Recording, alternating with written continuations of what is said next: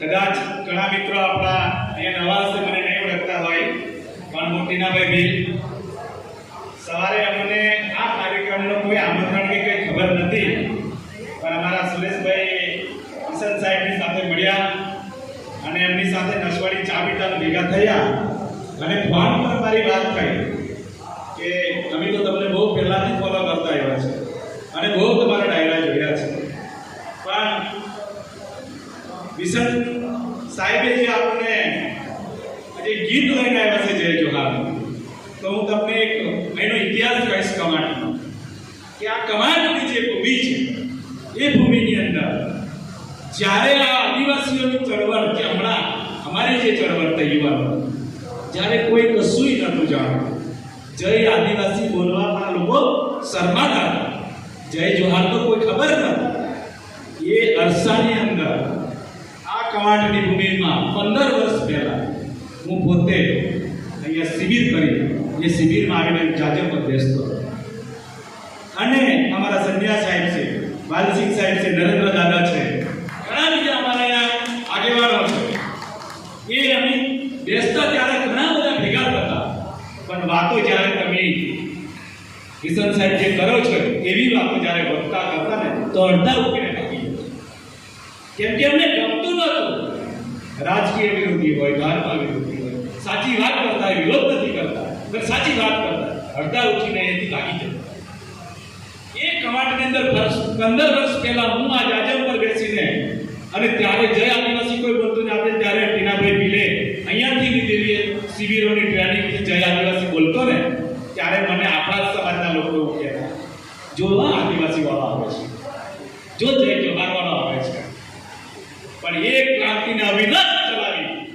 અને અમે એવા લોકો સાથે જય જોહાર જે શબ્દ જે બોલતા અને એ જય જોહાર શબ્દની સામે અમારે શાબ્દિક લડાઈ હતી, ત્યારે પણ એમ એવું કહેતા કે અમારી સામે આવીને ડિબેટ કરજો, પીઠ પાછે વાત ના. આ જય જોહારની ક્રાંતિ સામે ઘણાને ગમતું નહોતું, પણ એક વર્ષનો એક સમય આવ્યો જ્યારે આખા ભારત દેશની અંદર ને મડગામથી અંબાજી સુધીના તમામ આદિવાસીઓએ જય આદિવાસી જય જોહાર બોલ્યા, તો ભારતનું રાજતંત્રના એકાએક નેતાના મોઢા પર જય જોહારનો નારો ગુંજવાતો. આ ગીત કિશન પાઠકની સોંગ નથી, આ ગીત આદિવાસીઓની ક્રાંતિ છે, આ સોંગ નથી. આ ક્રાંતિ તમારી સામે ઊભી છે. 15 વર્ષ પહેલા આ ભૂમિ પર બેસીને જે શીખ લીધી છે આદિવાસીની, એ ક્રાંતિ ઊભી છે. એટલે અમારા માટે આ સોંગ નથી, પણ આદિવાસીઓની ક્રાંતિ છે કિશન કાકાનું છે. અને હવે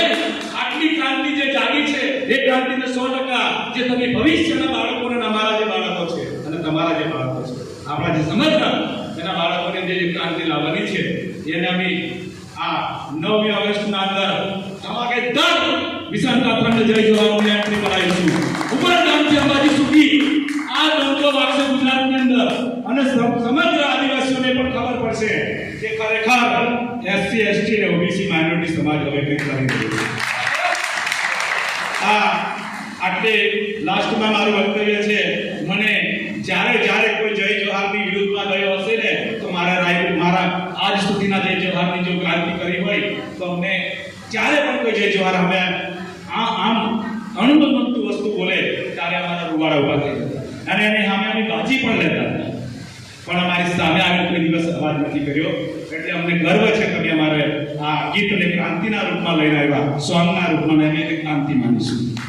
હું ટીનાભાઈ ભીલ, નસવાડી સમસ્ત આદિવાસી મહાસંઘના પ્રમુખ, અને અવિરત તમારી જેમ અમે પણ ગાંઠ બાંધેલી છે અને કામસો મૂક્યો છે, તો જ્યાં સુધી અમારા